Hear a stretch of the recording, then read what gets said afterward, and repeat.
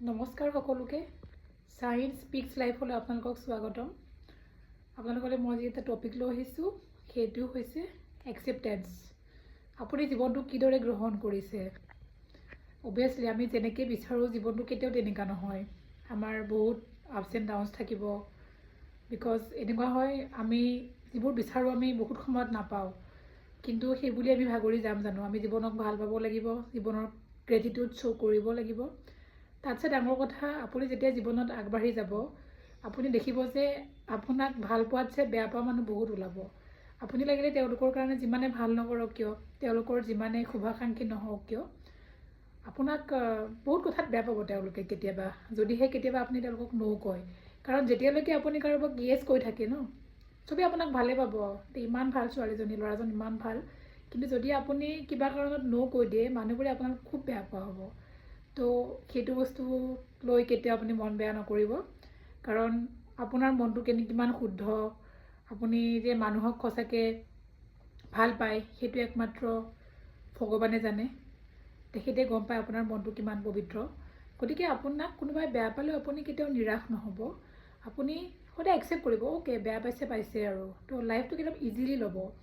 Plus যিবোৰ problem থাকে আপোনাৰ, যিবোৰ ছল্ভ হোৱা নাই regarding your career, relationship, whatever it is, positive থাকিব, যে গ্ৰেটিটিউড শ্ব' কৰিব সদায়। বিকজ মই আগতেও কৈছোঁ মোৰ ভিডিঅ'ত যে যিটো মেনিফেষ্টেশ্যন বুলি কওঁ আমি, বা power of attraction, law of attraction, সেইটো মানুহৰ লাইফত বহুত মেটাৰ কৰে। আপুনি যিমানেই পজিটিভ এটিটিউড ল'ব, আপুনি সিমানেই গ্ৰেটিটিউড শ্ব' কৰিব পাৰিব নিজৰ লাইফক লৈ। আপুনি ছেটিছফাই হ'ব পাৰিব। আপুনি with problem how to survive আপুনি শিকিব। আৰু সেইটো এটা বহুত ইম্পৰ্টেণ্ট স্কিল হয়। বিকজ আজিকালি মানুহৰ বহুত বেছি মানে ষ্ট্ৰেছ, ডিপ্ৰেশ্যন, এনজাইটি হয়, বহুত ধৰণৰ সমস্যা থাকে জীৱনটোত। আৰু those are parts of life actually. So' আমি সেইবোৰ লৈ আগবাঢ়িব লাগিব। আৰু সেইবোৰ আমাৰ লাইফৰ প্ৰাইম মানে ৰিজন হ'ব দিব নালাগে আমাৰ মন বেয়া হ'বৰ কাৰণে। আমি নিজৰ ডিউটিখিনি কৰিব লাগে, সদায় এটা পজিটিভ এটিটিউড ৰাখিব লাগে। এটাই ভাবিব লাগে যে মোৰ লাইফত চব ভাল হ'ব। সেইটো লাইন নিজকে সদায় ক'ব লাগিব। আপুনি সদায় গ্ৰেটিটিউড শ্ব' কৰিব লাগিব। আপুনি চবৰ ৰাখিব লাগিব, পেচেঞ্চ ৰাখিব লাগিব, যিটো আমি ধৈৰ্য বুলি কওঁ অসমীয়াত, সেইটো ৰাখিব লাগিব। আৰু কোনোবাই আপোনাক বেয়া পালেও ইটছ অ'কে, বেয়া পাইছে। কাৰণ আপুনিতো চবকেতো আপুনি একচেপ্ট কৰিব নোৱাৰে চবেই আপোনাক ভাল পাব।